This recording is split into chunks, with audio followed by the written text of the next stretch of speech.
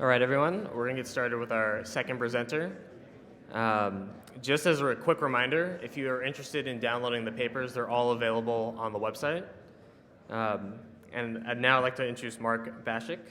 He graduated from Vanderbilt University in 2007 with a BS in mathematics and a BS in physics.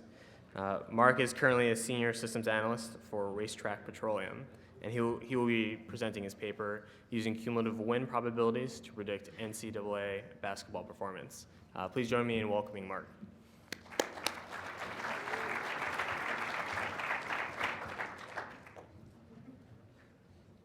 Thanks everybody for coming.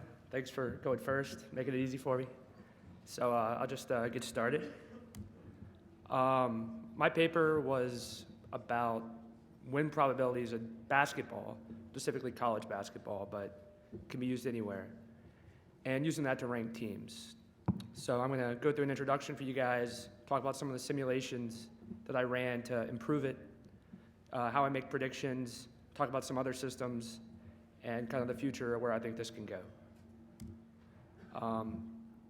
The main impetus behind this project was I feel that buzzer beaters and just other crazy innings in games can distort our analysis. You could play 39 minutes of excellent basketball, and somebody can hit a deep contested three and win, and you feel like it was a letdown.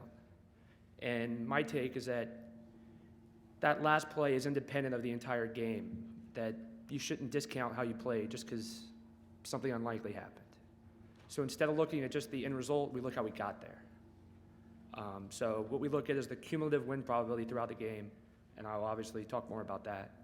And I think one of the main benefits is it handles swings in garbage time and how the score changes at the end of a game. And if you guys can see this, these are two charts of, I gotta make sure I can see it, of what I call a win probability graph that everyone's seen before. I know that Kim Pomeroy posts them on his website, and lots of other people produce this kind of data. And what it does is it can show the difference in the cumulative win probability and the final score of a game and how the final score can be misleading. The game on the left was a game between Michigan State and Nebraska on New Year's Eve.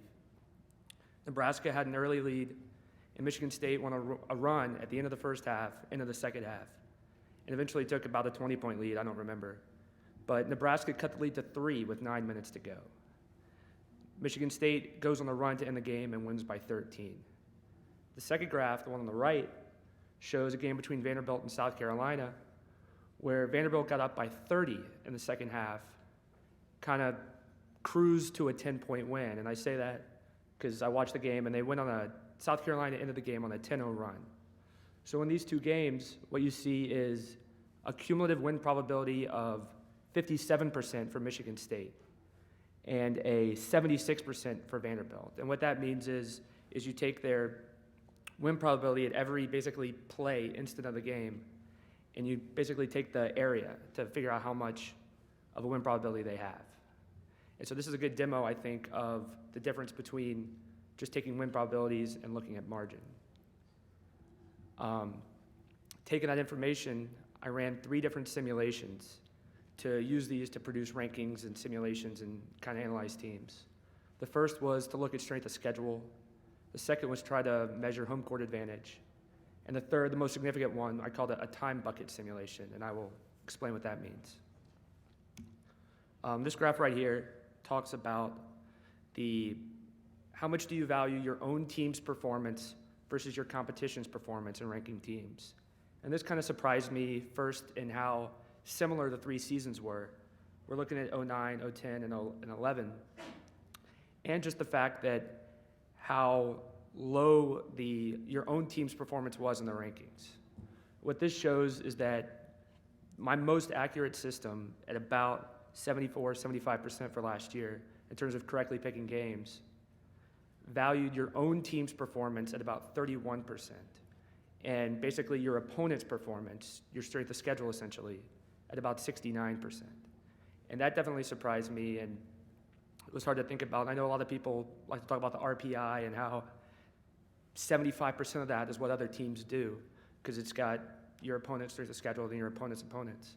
And this is kind of similar in that regard, in that the most accurate method, at least the way I did it, 69% of your team rating should come from your strength of schedule.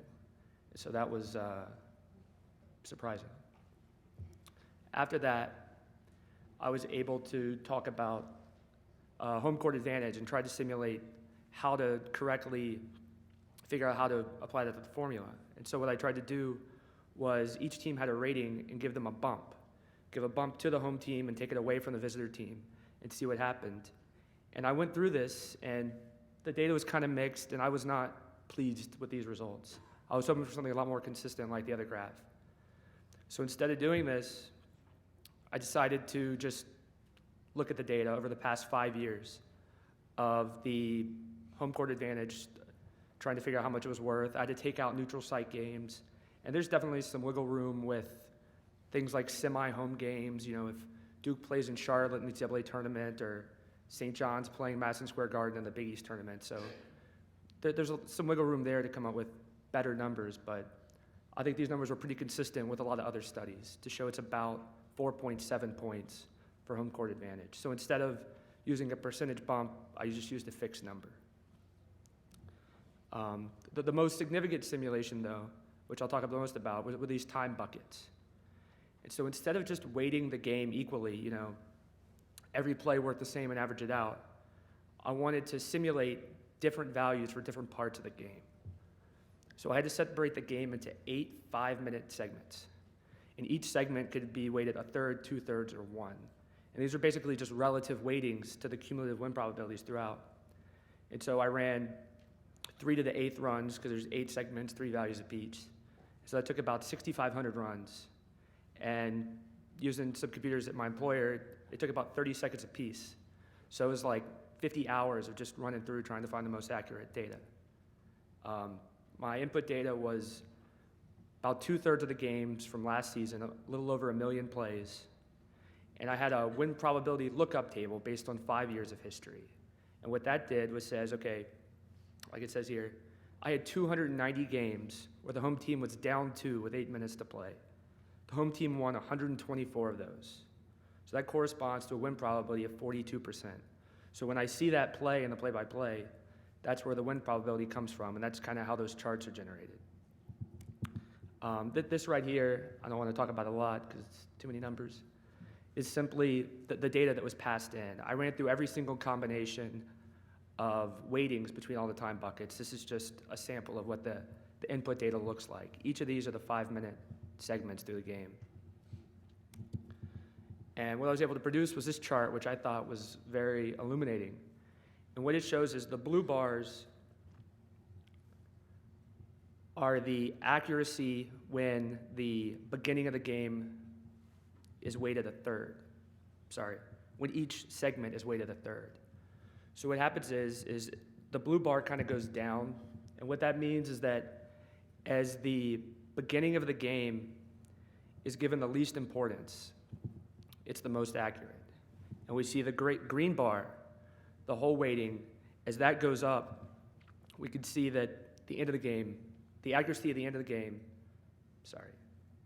as the end of the game is more important, the system becomes more accurate. And so what we see is a clear set of as the beginning of the game becomes less important and the end of the game becomes more important, in the analysis, the accuracy improves. I would like to mention it makes it look dramatic, but if you look on the sides, the difference between the bars is only about 0.5%, but it's still noticeable and I think important. What this shows is all the runs that happened, and each dot just corresponds to a run, and I just wanted whatever dot was the highest.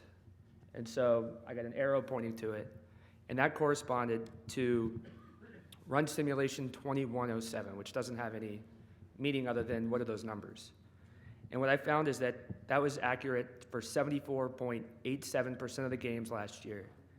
And it weighted the first 5 segments of the game, the first 25 minutes, each a third, and then the last 3 segments, all 1.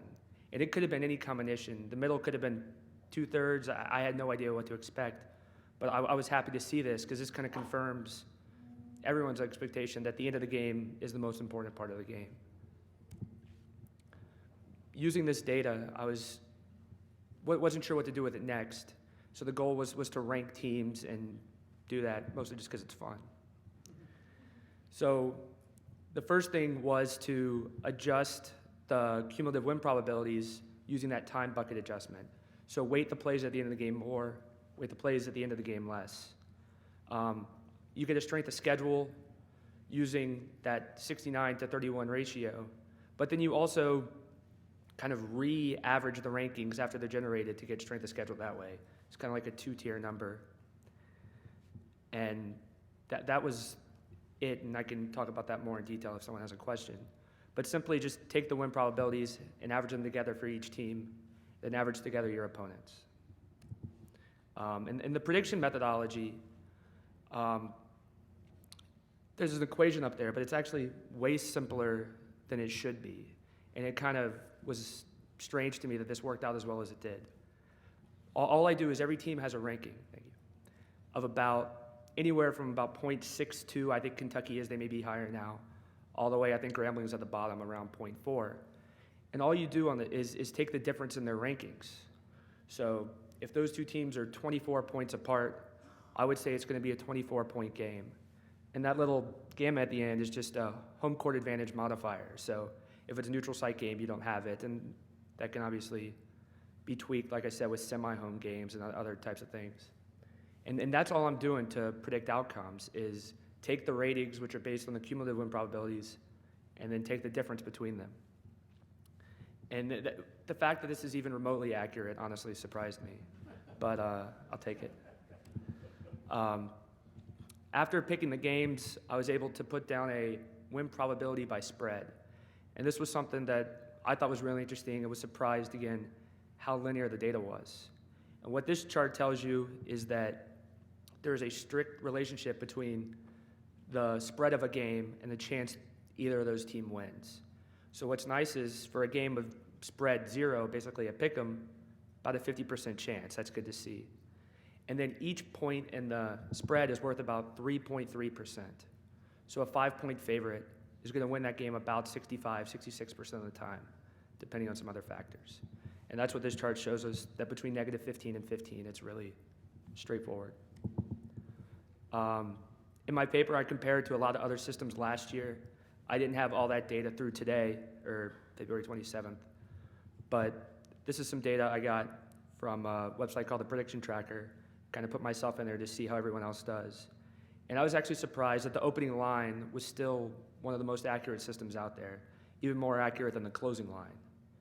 And I don't have a good reason for that. The Sagarin predictor is a pretty popular system. My system's right there in the middle. And I also include home court advantage and RPI just kind of as a reference. The Ken Pomeroy system is up around 74 last year. I don't know how it is today. And so I think that just saying that a lot of the stuff is working out just well from the get-go, that it can get significantly better above 74, 75. And then there's some real value in this system. I'll touch on the name real quickly. Somebody might be confused why it's called 7 overtimes. And in the Big East tournament, I guess 3 years ago, Syracuse and Connecticut played a 6 overtime game, and ESPN decided to sell merchandise and box scores, or I don't know how you sell a box score, but whatever it is they did at 6overtimes.com. And there's something about Mary, so I registered 7overtimes.com. And had no purpose. It was just something I did on a whim. And when I started doing this, I put it there. So the name is just kind of no significance. Just wanted to share that. So the accuracy of the system, and this is a good breakdown, I think, of I'm giving a confidence of a pick, and then how often am I right about that? And there's a lot of ways to interpret this data. I think it's interesting that most of the games are blowouts. That has a lot to do with non-conference play and some other stuff. But the goal, A, is to have each of these accuracies in the confidence. So the close games, I'm actually a little down, but like from 55 to 60%, I'm right on when I say that. The goal would be to move as many games as possible down the list. So what if I can put 60% now, put 70% next year? And you want not just to be accurate about yourself, but you want to put more games to be as confident as possible. There's definitely a lot of limitations to this data. By going through the play-by-play data, you're missing things like injuries. There's missing and corrupted play-by-play data. I've touched on this before, and I'm working on this now. The home versus neutral site games can make it tricky how to get what's going on. Something you can even do a future paper on is including a recency effect. So if right now every game's treated the same. So if you go and beat somebody in a non-conference tournament in the Bahamas, but then you lose a home conference game in March, how do you weight those wins and how to look at that? Right now I don't have a recency effect, but I think it's something that would be helpful. And the most significant problem I have is that comebacks are simply attributed to luck. If you are up 10 with 5 minutes to go and you blow it, I'm still going to say you had an 85% win probability, but you lost. And that's bad luck. Well, is it really? And that's something I still haven't been able to resolve of, well, maybe your point guard play broke down. Maybe a million things happened. Maybe they got hot. Just because the fact that you got hot first was skill, but they got hot later was luck. And that's one problem I have with this, but I think there'll be a way to figure that out. And then the win probability matrix, where I look up every gameplay to see what's the likelihood of that team winning, that can definitely be improved with more data, with more analysis, and things like that. Some of the conclusions, I think this is a new way to think about and rank teams. With more accuracy, it can be even more useful and things. I think that personally live win probabilities are a very interesting stat. I'd like seeing it. And I know that one thing I think about is in poker, you see that right now. Pre-flop, he's got an 80% chance of winning. I'd like to know coming out of that timeout that my team's got an 80% chance of winning. Things like that. Some of the just numbers to take away, I touched on. Home court advantage is worth about 4.7 points over the past few years in college basketball. Your win confidence based on the spread is about 50% plus 3.3 times the spread. And that using that time bucket simulation, the first 25 minutes of the game only contribute 36% of the outcome, whereas the final 15 contribute 64%. And that.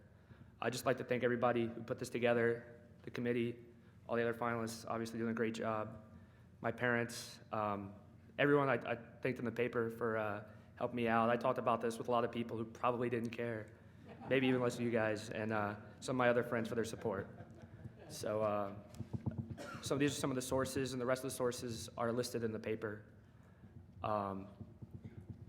That's all I have. If you guys have any questions or comments, you can go up to the mic.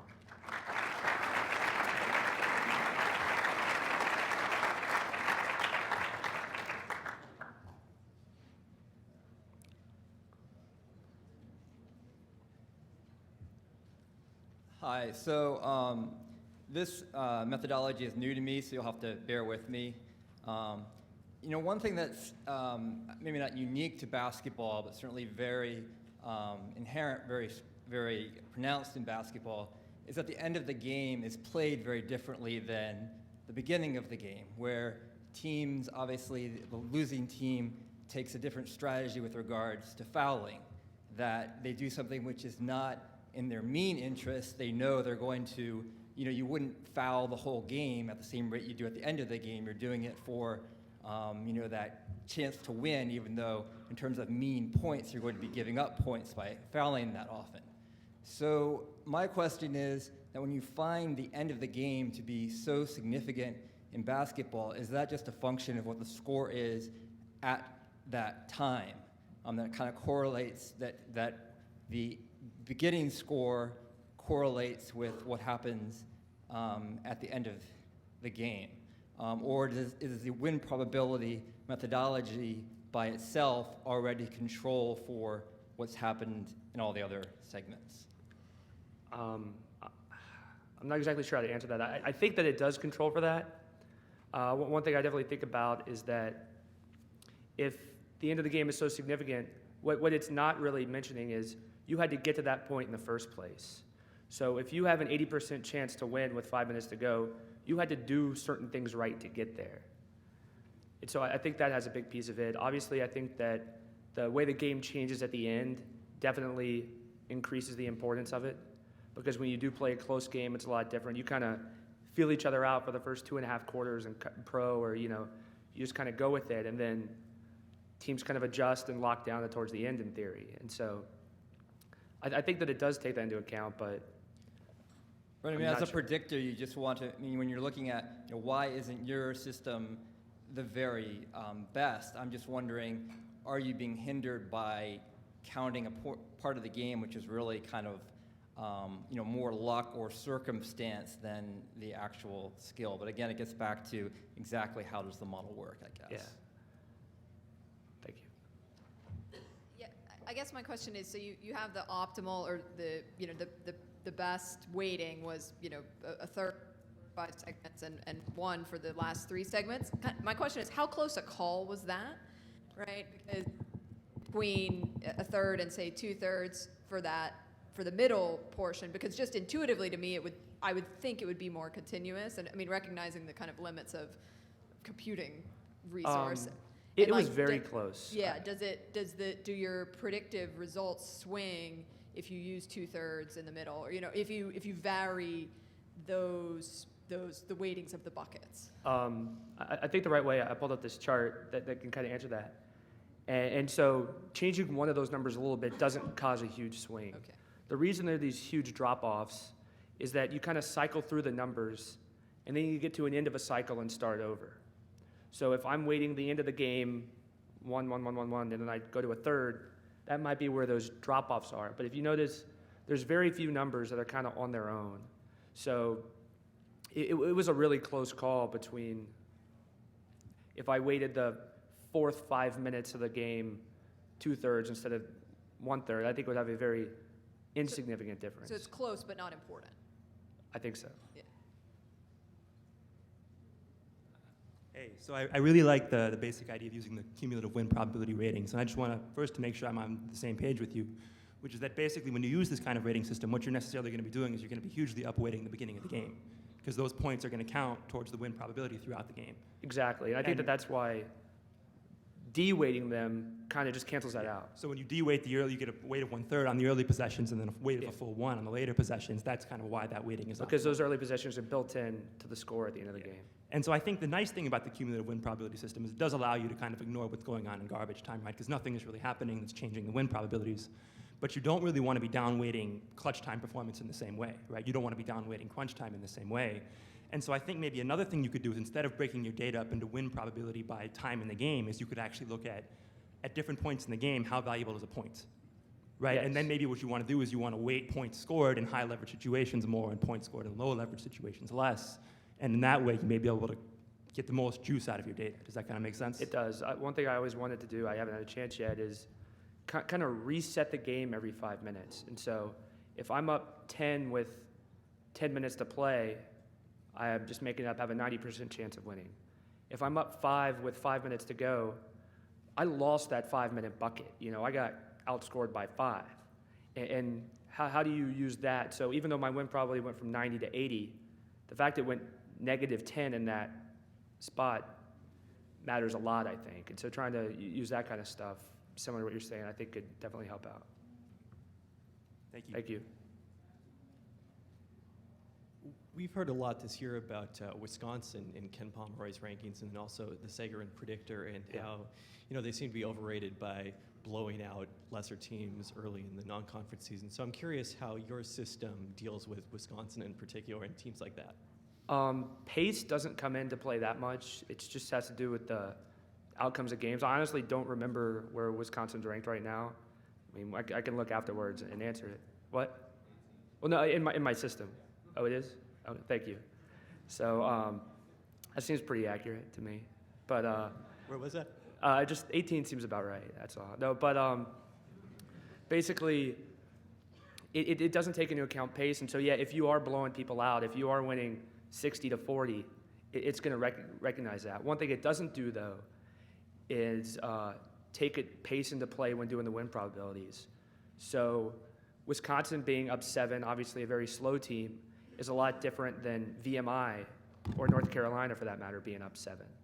And so that's not something I'm taking into account. So I guess, does that mean one more question? Hi. Going back to the win probabilities, you mentioned the need, the desire to create a better win probability matrix. How did you calculate yours? Is kind of what I'm wondering. So I pulled in the play-by-play data from about 5 years and built it up empirically. There's no formulas. There's no, like I looked at a lot of people are doing similar stuff with this stuff, and they get the data, do a logarithmic regression, which is, I tried to look that up on Wikipedia. It didn't have an entry. So that's the kind of stuff I want to get to. I basically have that data and could tell you that in those 200 games being down 8, you have a set whatever. So Taking a game situation of a time and score, and then literally what the percentage of those teams winning. Yeah, how many times did that happen? So with more games. Okay. Yeah. Great. Do we have time for one more, or is that it? Yeah. Tate Slott, when he was coaching Clemson, used to say, if you get me within 6 points of Lefty Driesell with 2 minutes to go, I can guarantee a win. How does your system look at the quality of coaching in the game? I haven't done any analysis of coaching yet. That's something it'd be nice to do, is to put coaches together with their players and kind of see how that happens. But I don't have any answers to the effect that individual coaches have on games. So that's it. Thank you.